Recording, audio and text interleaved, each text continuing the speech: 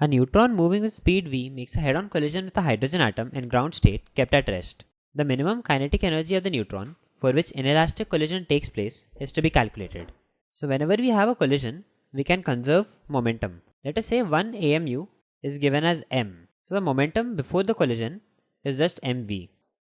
And the momentum after the collision would be mv1 plus mv2, where v1 and v2 are the velocities of neutron and hydrogen atom respectively. So we have v is equal to v1 plus v2. Also, there is some kinetic energy lost in the collision which would be gained by the hydrogen atom.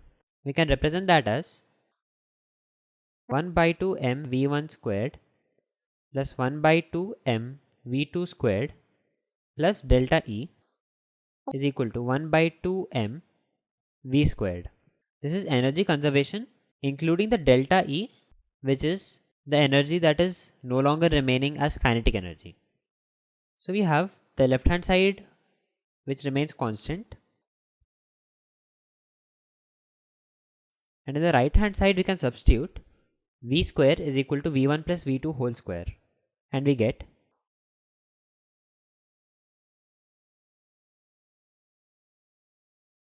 so some of these terms cancel out and we get delta E is equal to mv1 v2. Now v1 minus v2 whole square is given as v1 plus v2 whole square minus 4v1 v2, which is the same as v1, or replacing v1 plus v2 with v square minus 4 by m delta E. But this must be greater than or equal to 0. Therefore we have v square must be greater than or equal to 4 by m delta E, or 1 by 2 mv squared must be greater than or equal to 2 delta E. But you also know that delta E is minimum value of